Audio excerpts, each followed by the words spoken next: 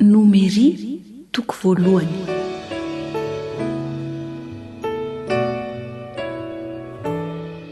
Ny nandaminana ny firenen'Isiraely.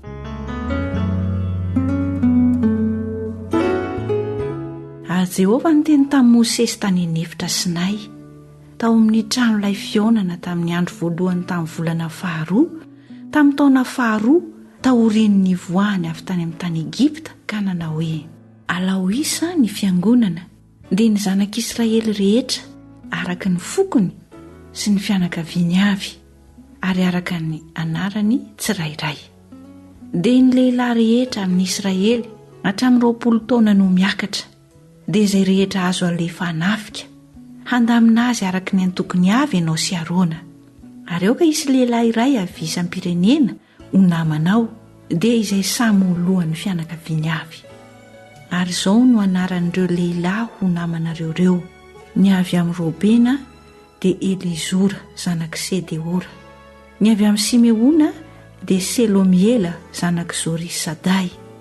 ny avy amin'ny Joda dia Nasona zanak'i Aminadaba, ny avy amin'ny Isakara dia Netanela zanak'i Zoara, ny avy amin'ny Sebulona dia Eliaba zanak'i Helona, ny avy amin'ny zanak'i Josefa dia Elisama zanak'i Amihoda avy amin'ny Efraima,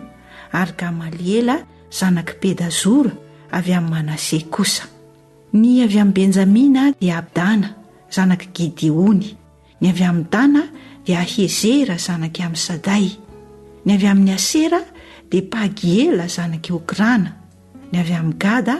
dia Eliasafa zanak'i Doela, ny avy amin'ny Naftaly dia Ahira zanak'i Enana. Ireo no voavidin'ny fiangonana, dia samy lohan'ny fireneny avy sady mpifehy arivo amin'ny Israely. Ary Mosesy sy Arona naka ireo olona voatonona anarana ireo, dia namory ny fiangonana rehetra tamin'ny andro voalohany tamin'ny volana faharoa, ary samy nampanoratra ny anarany avy izy araka ny firazanany, dia araka ny fokony sy ny fianakaviany, ary araka ny anarany tsirairay, hatramin'ny roa-polo taona no miakatra. Araka izay nandidin'i Jehovah ny Mosesy no nandaminany azy tany an-efitr'i Sinay. Ary tamin'ny taranak'i Robena lamatoan'i Israely, araka ny fokony sy ny fianakaviany, ary araka ny anarany tsirairay,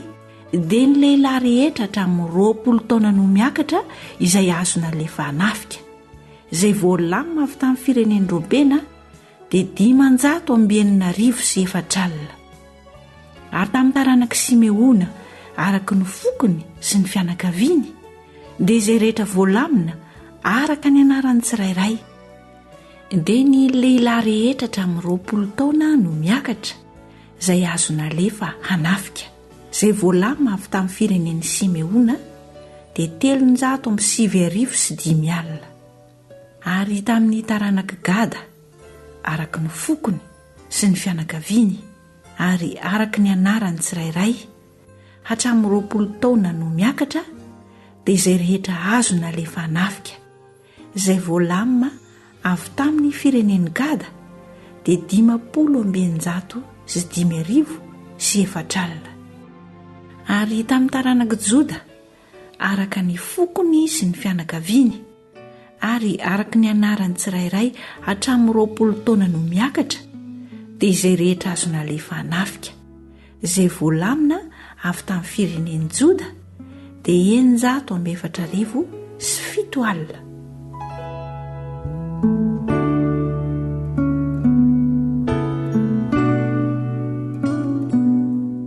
Ary tamin'ny taranak'i Isakara, araka ny fokony sy ny fianakaviany, ary araka ny anarany tsirairay, hatramin'ny roa-polo taona no miakatra, izay rehetra azo nalefa hanafika. Izay voalamina avy tamin'ny firenen'i Isakara dia 9,405.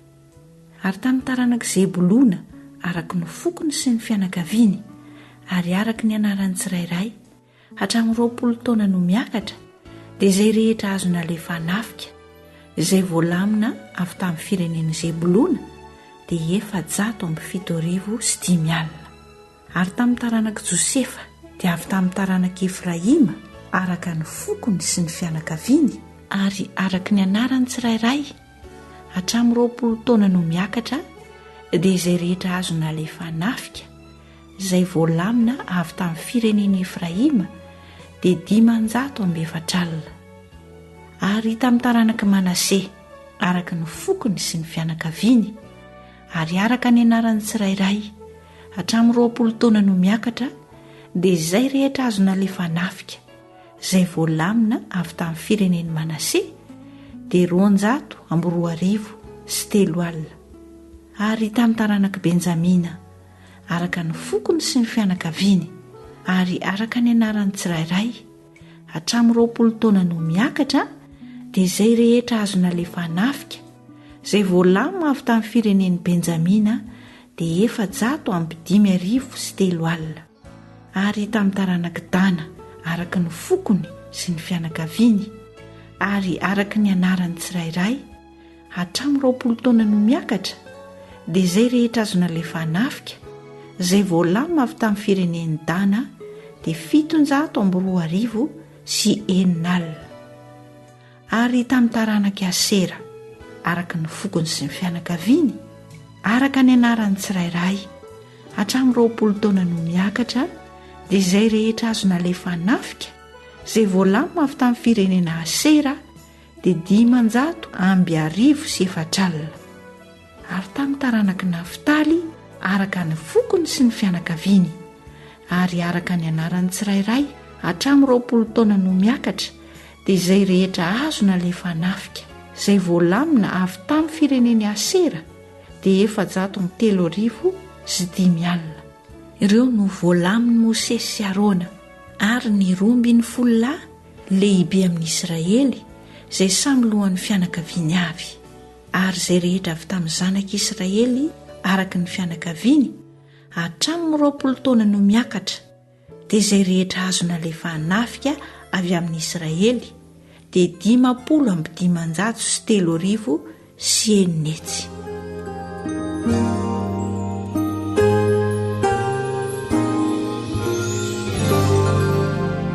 ny amin'ny raharahan'ny Levita.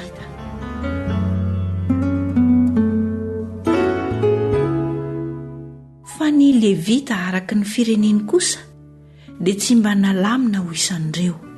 fa Jehovah niteny tamin'ny Mosesy ka nanao hoe ny fireneny Levita ihany no aza halamina ary aza mba halaina isa miaraka amin'ny Zanak'Isiraely fa tendreo izy hitandrina ny tabernakelin'ny vavolombelona sy ny fanaka rehetra ary ny zavatra rehetra izay momba azy fa izy no hitondra ny tabernakely sy ny zavatra rehetra momba azy sady hanao fanompoam-pivavahana ao ary manodidina ny tabernakely no hitobiany